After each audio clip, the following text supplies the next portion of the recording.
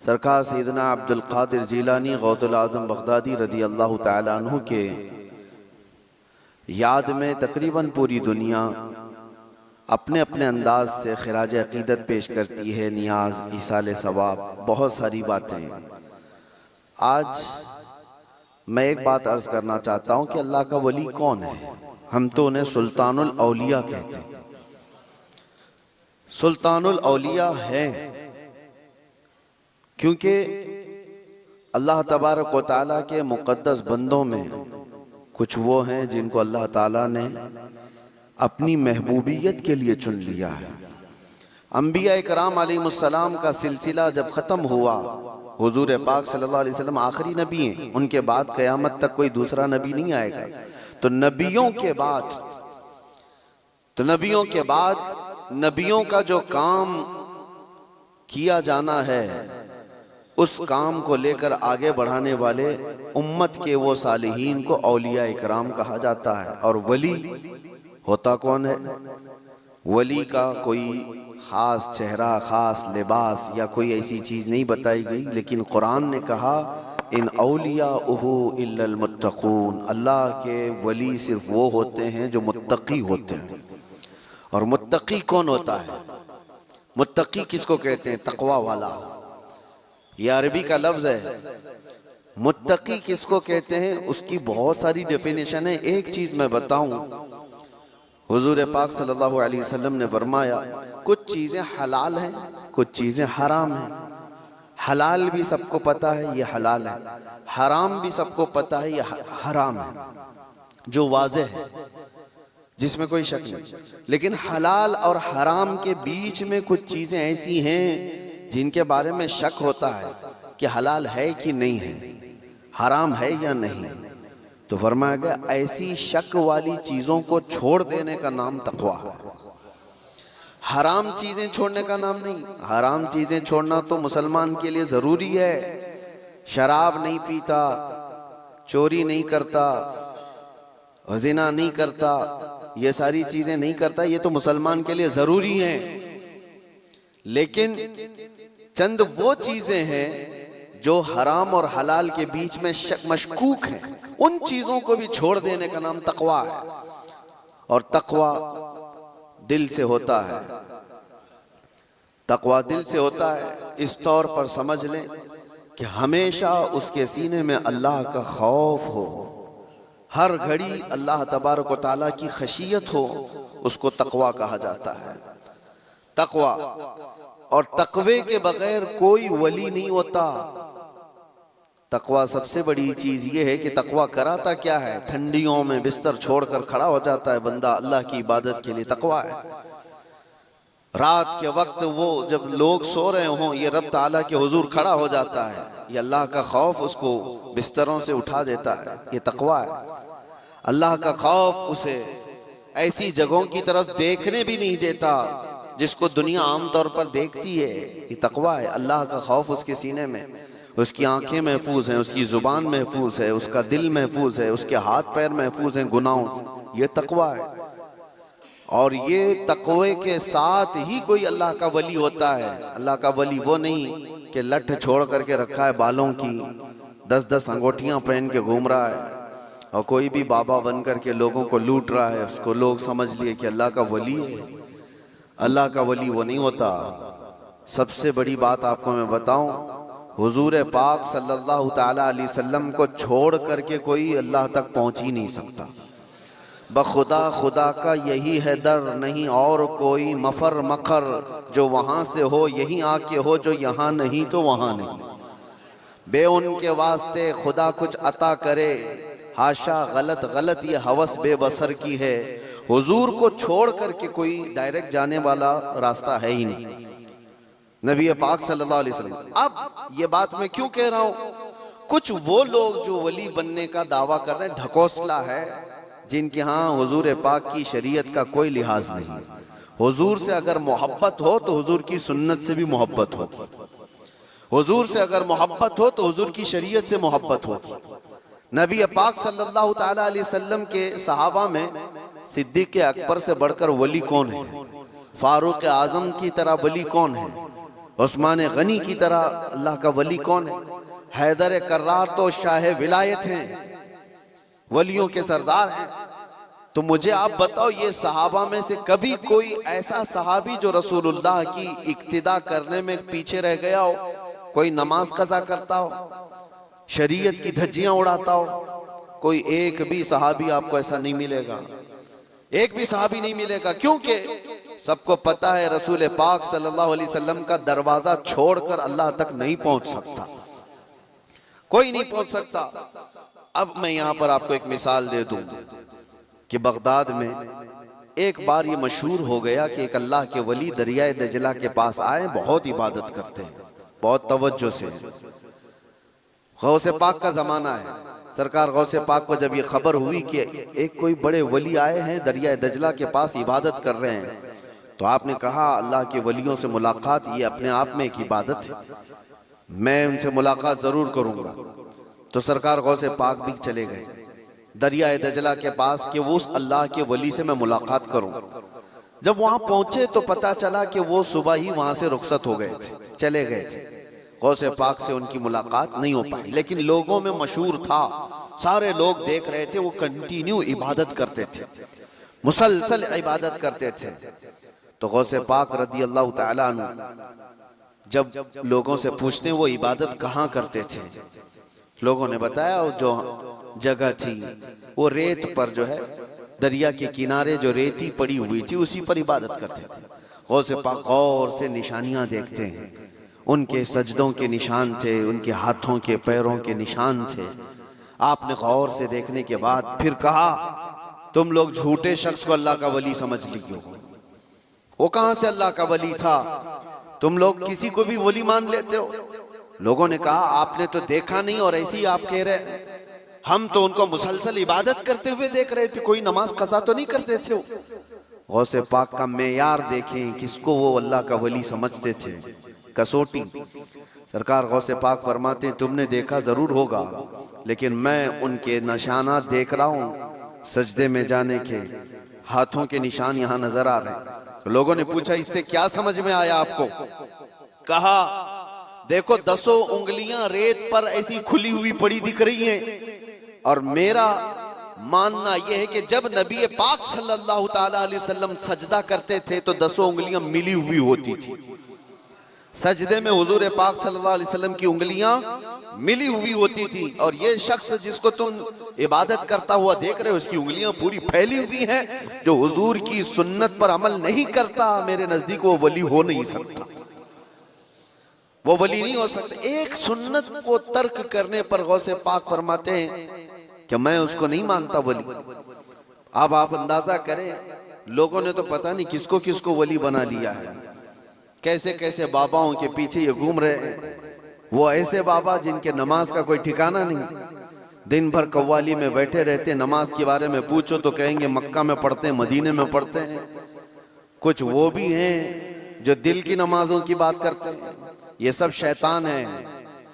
شیطان اس طرح کے چہرے بنا کر کے امت کو گمراہ کرتا ہے۔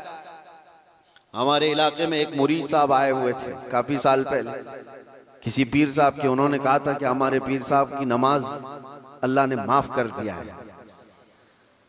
میں نے پوچھا تھا کہ کیوں؟ کہا اتنا تقویٰ ہو گیا، اتنی عبادت کیے ہیں کہ ان کو اب یہ ظاہری نماز کی ضرورت نہیں ہے، وہ باطنی نماز پڑھتے ہیں۔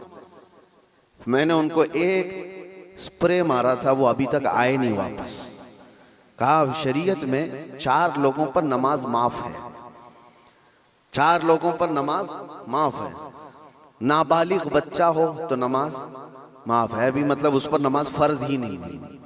دوسرے پاگل ہو، دماغی نہیں ہے تو بھی نماز معاف ہے، اور تیسرے عورت کی جو ماہواری آتی ہر مہینے، حیض کے دنوں میں عورت کو نماز معاف ہے۔ چوتھے بچے کی ولادت ہو جائے عورت، اس کے بعد اس کو نفاس جو آتا ہے وہ 40 دن تک بھی ہو سکتا ہے میکزیمم، اتنے دن عورت کو نماز معاف ہے۔ یہ 4 لوگ ہیں جن کو نماز معاف ہے۔ میں نے مرید صاحب سے کہا تھا پیر صاحب کو پوچھ لینا ان 4 میں آپ کیا ہو، یا تو تمہارا پیر نابالغ ہوگا اس لیے نماز معاف ہو گئی، یا تو پاگل ہوگا اس لیے معاف ہے، یا تو پھر وہ دو کیٹیگری جو بڑی ڈینجر ہے۔ پوچھ لینا میرے عزیزو، غوث پاک پر نماز معاف نہیں ہوئی تو اے رے غیر نتھو کھیرے کی بات کیا ہے؟ سلطان الاولیاء غوث پاک رضی اللہ تعالیٰ عنہ کے ساتھ یہ ہوا تھا، آپ نماز پڑھ رہے تھے، بادل کا ٹکڑا ایک سایہ بن کر کے آپ کے اوپر طاری ہوا اور اس سے آواز آنے لگی، اے عبد القادر، میں نے تجھ پر سارے حرام کو حلال کر دیا ہے، میں نے تجھے نماز معاف کر دی ہے، تو نے اتنی عبادت کر ڈالی۔ اور ظاہر سی بات ہے یہ 4 دن لوگوں میں بیٹھ کر کے عبادت کر کے یہ سمجھ لیں کہ میں بہت کیا ہوں۔ غوث پاک تو وہ ہیں جنہوں نے 15 سال تک ایک پاؤں پر کھڑے ہو کر رات بھر نماز پڑھی ہے، اور تقریباً 40 سال ان کی عبادت کے ایسے گزرے ہیں کہ ایک انگور کے دانے سے سحری کرتے تھے اور آدھے گلاس پانی سے افطاری کر لیا کرتے تھے۔ یہ غوث پاک کی عبادات اور مجاہدات اتنے سالوں کے بعد اگر کوئی کہے ان کو تو بات تو ایسی لگتی ہے نا کہ شاید دماغ میں یہ بات آ جائے، ہاں اتنے سالوں کی عبادت ہوئی، بادل کے ٹکڑے سے آواز آئے کہ عبد القادر میں نے سارے حرام حلال کر دیے تم پر اور نمازیں معاف کر دی۔ لیکن وہ ایسے ویسے لوگوں کی صحبت پائے ہوئے اور موسمی طریقوں کے ولی نہیں تھے۔ غوث پاک رضی اللہ تعالیٰ عنہ شان محبوبیت پر فائز تھے۔ آپ نے برجستہ کہا یہ آواز رحمان کی نہیں ہے، یہ شیطان کی ہے۔ جب نبی پاک صلی اللہ علیہ وسلم پر نماز معاف نہیں ہوئی تو میں کون ہوتا ہوں؟ اللہ کے رسول صلی اللہ علیہ وسلم جو صاحب شریعت ہیں، حضور نے نماز نہیں چھوڑی، اور وہ بھی آخری وقت تک۔ جانتے ہو روایات میں موجود ہے اس وقت رسول اللہ صلی اللہ علیہ وسلم حجرے سے باہر آ رہے تھے جب آپ کی وفات کو چند ہی دن باقی تھے۔ حضور کی وفات کو، حضور کے انتقال کو چند دن باقی تھے۔ حضرت ابوبکر صدیق امامت کر رہے تھے، لیکن اس کے باوجود رسول پاک صلی اللہ علیہ وسلم سخت علالت کے بعد حجرے سے باہر تشریف لائے تھے، اس حالت میں کہ روایات میں موجود ہے حضور 2 صحابہ کے کندھوں پر ہاتھ رکھ کر کے باہر آ رہے تھے، پیر زمین پر نہیں لگ رہے تھے۔ اس قدر شدت کی تکلیف کے ساتھ بھی نبی پاک صلی اللہ علیہ وسلم مسجد میں تشریف لا رہے ہیں، اور یہاں مرغ مسلم توڑتے ہوئے بیٹھے ہوئے وہ پیر کہتے ہیں کہ ہمارے لیے نماز معاف ہے۔ غوث پاک نے جب یہ کہا کہ یہ رحمان کی آواز نہیں، یہ شیطان ہے، میرے لیے نماز معاف نہیں ہو سکتی، تو غوث پاک رضی اللہ تعالیٰ عنہ پر اس نے غرور اور تکبر میں لانے کے لیے ایک دوسرا حملہ کیا تھا اور کہا عبد القادر تم بہت پڑھے لکھے ہو، بہت علم ہے تمہارے پاس، تم پڑھے لکھے نہ ہوتے، علم نہ ہوتا تو آج میرے گمراہی میں آ جاتے۔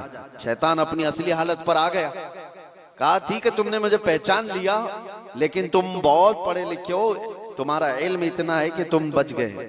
غوث پاک نے کہا تو دوسرا حملہ کر رہا ہے مجھ پر، میرے علم نے نہیں بچایا، مجھے رب کے فضل نے بچایا۔ یہاں پر بھی آدمی بہک سکتا ہے، اگر ہاں کہہ دیا کہ ہاں میں تو پڑھا لکھا ہوں، میں بہت علم والا ہوں، اسی لیے بہت سارے علم والے بھی بھسم ہو گئے، علم والے بھی بہک گئے۔ علم کے ساتھ رب کا فضل ہے تو پھر وہ بچ جاتا ہے۔ میرے عزیزو، عرض یہ کرنا ہے کہ حضور پاک صلی اللہ علیہ وسلم کی شریعت کو چھوڑ کر کے کوئی ولی نہیں ہو سکتا۔ غوث پاک رضی اللہ تعالیٰ عنہ کی 11ویں کرنے والے، نیاز کرنے والے سب سے میرا ایک ہی کہنا ہے اور سب کے لیے ایک میسج ہے کہ تمہاری 11ویں، تمہارے کچڑے، تمہارے نیاز یہ فرض نہیں، نہ ہی واجب ہیں، مستحب کے درجے میں آ سکتے ہیں، لیکن فجر کی نماز سے لے کر عشاء کی نماز تک فرض یہ تمہارے اوپر ایسا ضروری ہے کہ اس چیز کے لیے کوئی معافی نہیں ہے۔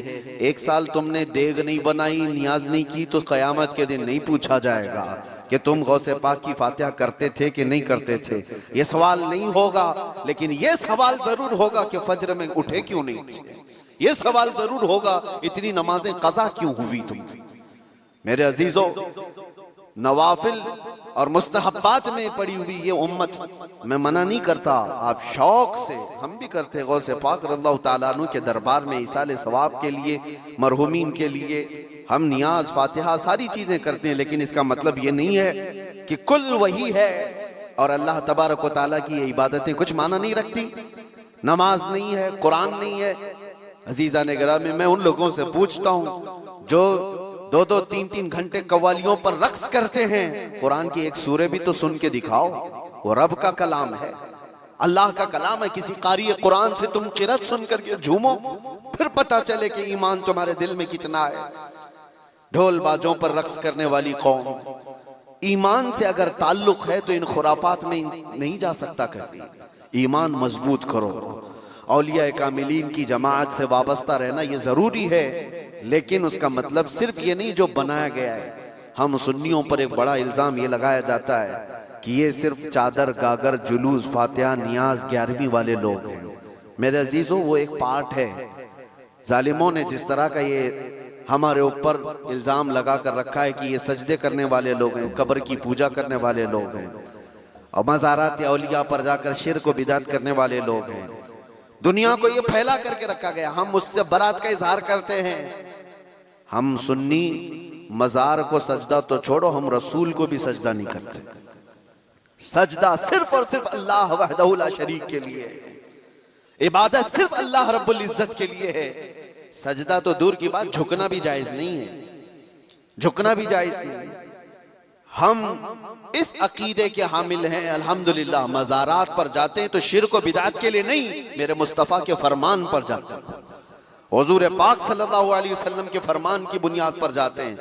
اور رہی بات اولیاء کاملین کے مزارات پر جا کر دعا کرنا، یہ قرآن سے ہم اخذ کرتے ہیں کہ سیدنا زکریہ علیہ السلام، زکریہ علیہ السلام اللہ کے نبی ہیں۔ پتہ ہے بیت المقدس کے امام قرآن میں ہے 3 پارے میں، سورہ آل عمران، آپ پڑھ کر کے دیکھنا، ان کو اولاد نہیں تھی، 90 سال کی قریب عمر ہو گئی تھی، لیکن اسی وقت بیت المقدس میں حضرت بی بی مریم کو لایا گیا تھا۔ حضرت بی بی مریم کا بھی معاملہ ایسا ہے، ان کی والدہ منت کری تھی، ان کے والد عمران، ان کی والدہ حنا، ان کو بھی اولاد نہیں تھی، انہوں نے منت کی تھی کہ اللہ اگر ہم کو تو بیٹا دے تو ہم بیت المقدس کی خدمت میں وقف کریں گے۔ بیٹا نہیں ہوا، بیٹی ہوئی۔ منت کے مطابق انہوں نے اپنی بیٹی کا نام مریم رکھا اور لا کر کے بیت المقدس میں وقف کر دیا بچپن میں۔ تو کس کو دیا جائے گا؟ جو بیت المقدس کے امام تھے، متولی تھے، حضرت زکریا علیہ السلام، ان کے ہاتھ میں دیا گیا کہ بچی وقف ہے۔ حضرت زکریا علیہ السلام نے قبول کیا اور ایک محراب میں بچی کو رکھتے تھے۔ قرآن میں یہ ذکر ہے، میں بتا رہا ہوں آپ کو۔ اور حضرت زکریا علیہ السلام کہتے ہیں کلما دخل علیہا زکریا المحراب وجد عندها رزقا قالت یا مریم انا لکی هذا قالت هو من عند اللہ ان اللہ یرزق من یشاء بغیر حساب۔ جب حضرت زکریا علیہ السلام محراب مریم میں جاتے تو کہتے ہیں قسم قسم کے پھل وہاں پر رکھے ہوئے پاتے تھے۔ تو حضرت زکریا پوچھتے مریم یہ سب تیرے پاس کہاں سے آتا ہے؟ حضرت مریم کہتی ہے سب اللہ کی طرف سے ہے، اللہ جسے چاہے بے حساب رزق دیتا ہے۔ مریم کون ہے؟ نبی نہیں ہے حضرت مریم، ہاں اللہ کی ولیاں ہیں، پاکیزہ مقدس ہستی، لیکن ان کو اللہ تبارک و تعالیٰ نے وہ کرامات سے نوازا تھا، وہ بچپن میں پھل وغیرہ ان کو رزق کے طور پر پہنچ رہا تھا۔ اس کے بعد کی جو آیت ہے اب سنو، اس کے بعد یہ جو واقعہ ہے اس کے بعد کی آیت قرآن پاک میں سورہ آل عمران میں رب تعالیٰ فرماتا ہے ہنالک دعا زکریا ربہ قال رب ہب لی من لدنک ذریۃ طیبۃ انک سمیع الدعاء۔ زکریا علیہ السلام کو بھی اولاد نہیں تھی، تو اسی مریم کے محراب میں کھڑے ہو گئے جہاں بی بی مریم تھی، کہا اے اللہ مجھے بھی ایک بیٹا عطا کر دے۔ ہنالک دعا زکریا ربہ، یہ قرآن کی آیت ہے۔ زکریا علیہ السلام نے اپنے رب سے دعا کی اللہ مجھے بھی ایک بیٹا دے دے، تیری جانب سے نیک و صالح بیٹا عطا کر دے۔ اب یہ دعا تو ہو گئی، اور قرآن میں اس کے فوراً بعد آیت ہے فنادته الملائکۃ وهو قائم یصلی فی المحراب ان اللہ یبشرک بیحییٰ۔ اسی وقت اللہ کے فرشتوں نے بشارت دے دی زکریا علیہ السلام کو تمہاری دعا قبول ہو گئی اور یحییٰ علیہ السلام کی شکل میں تمہیں بیٹا ملنے والا ہے۔ اتنی تیز دعا۔ اب میں آپ کو بتاتا ہوں یہ آیت میں کیوں پڑھ رہا ہوں اور کیوں آپ کے سامنے رکھ رہا ہوں۔ زکریا علیہ السلام خود اللہ کے نبی اور جہاں کے امام ہے وہ بیت المقدس ہے، دنیا کا سب سے مقدس ترین مقام۔ اس وقت بیت المقدس میں حضرت زکریا علیہ السلام جہاں عبادت کرتے تھے وہیں پہ دعا بھی تو کر سکتے تھے، وہیں پر دعا کر سکتے تھے، لیکن قرآن یہ کہتا ہے وہ محراب مریم میں آ کر کے دعا کر رہے ہیں۔ محراب مریم میں جہاں بی بی مریم بیٹھی وہاں دعا کر رہے ہیں۔ اس سے پتہ یہ چلتا ہے کہ اللہ کے صالح بندے جہاں ہوتے ہیں وہاں سے دعائیں قبول ہوتی ہیں۔ پتہ چلا جہاں نیک و صالح اللہ کے ولی رہا کرتے ہیں وہاں سے جب نبی کی دعا قبول ہوتی ہے تو پھر امتی کی کیوں نہیں قبول ہوتی؟ اور فوراً دعا قبول ہوئی اور بیٹا بھی ملا۔ اب یہ لوگ کہتے ہیں غریب نواز کے یہاں جاتے ہیں تو کیا بیٹا ملتا ہے؟ بیٹی ملتی ہے، اولاد مانگنے جاتے ہیں۔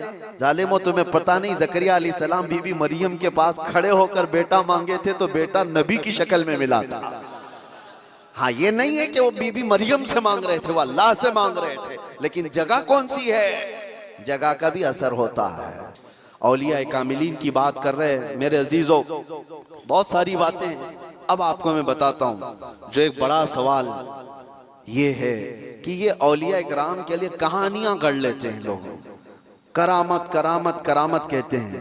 جو کرامت کا انکار کر رہا ہے وہ قرآن کا انکار کر رہا ہے۔ ہاں ہر ولی کی کرامت تو قرآن سے میں نہیں بتا رہا، لیکن اللہ تبارک و تعالیٰ نے جو فرمایا وہ آپ کو بتا رہا۔ ہم نے کہا غوث پاک رضی اللہ تعالیٰ عنہ، اب چند باتیں میں سرکار غوث پاک کی بتا کر اس اعتراض کا جواب دیتا ہوں۔ سلطان الاولیاء غوث پاک رضی اللہ تعالیٰ عنہ کی بارگاہ میں ایک عورت آئی اپنے بچے کو لے کر، کہا کہ اس کو اپنے پاس رکھ لیجئے۔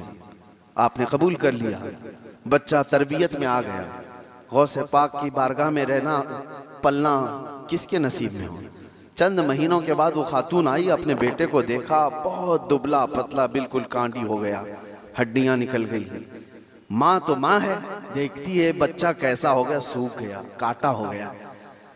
تو اس نے دیکھا کہ غوث پاک کہاں ہیں، جا کر کے دیکھتی ہے اندر تو غوث پاک کے دسترخوان پر اچھی اچھی غذائیں تھی، کچھ مرغ گوشت وغیرہ رکھے ہوئے تھے، اور یہ بوڑھی عورت کا بیٹا سوکھی روٹی پانی میں بھگو کر کھا رہا ہے، کونے میں بیٹھا ہوا۔ اب ایک ماں کو لگے ہی بات، خود اتنا اچھا کھانا کھا رہا ہے، میرے بیٹے کو پرورش میں رکھیں، کیسا کھانا کھلا رہے اس کو؟ اس عورت نے کہا یہ کیسی تربیت ہے سیدنا عبد القادر، یہ کیا ہے؟ میرا بچہ تو ایسا ہے۔ آپ نے جواب کچھ نہیں دیا۔ تھوڑی دیر کے بعد کھانا ختم ہونے کے بعد ان ہڈیوں کو ایسے جمع کیا اور کہا قم باذن اللہ، اللہ کے حکم سے اٹھ جاؤ۔ ایک مرغی پھڑ پھڑاتی ہوئی کھڑی ہوگی۔ ہاں آپ نے کہا کہ جب تیرا بچہ اس قابل ہو جائے تو وہ بھی روز مرغی کھائے۔ اس کی تربیت چل رہی ہے، اس کی تربیت چل رہی ہے۔ جب بندہ اپنے نفس کو مار لیتا ہے تو اللہ ساری طاقتیں اس کو عطا کرتا ہے۔ اللہ کے لیے جب بندہ دنیا چھوڑ دیتا ہے تو اللہ اس کا ہو جاتا ہے۔ تو غوث پاک کی یہ بات بتانے پر ایک صاحب مجھ سے کہہ رہے تھے کہاں سے آپ یہ ساری چیزیں لے کر کے آ گئے کہ ایک بندہ بھی کسی چیز کو زندہ کر رہا ہے؟ انہوں نے یہ نہیں دیکھا کیا غوث پاک نے کیا کہا، اللہ کے حکم سے اٹھ جا۔ گفت ہے وہ گفت ہے خدا بوت، فارسی میں کہا جاتا ہے اللہ کا ولی اس مقام پر پہنچ جاتا ہے کہ جب وہ بولتا ہے تو زبان اس کی ہوتی ہے، کلمہ اللہ کا ہوتا ہے، کلمہ اللہ کا ہوتا ہے۔ غوث پاک کی اس کرامت پر اعتراض کرنے والے، تمہیں پتہ نہیں مردوں کو زندہ کرنا، اگر یہ صرف اور صرف آپ یہ کہتے ہیں کہ اس کی وجہ سے شرک ہو جائے گا، شرک کا عقیدہ، اللہ کا کام یہ زندہ کرنا اللہ کا ہی کام ہے، لیکن اللہ اگر کسی کو یہ طاقت دے دے تو کیا ابراہیم علیہ السلام کا واقعہ قرآن میں نہیں ہے؟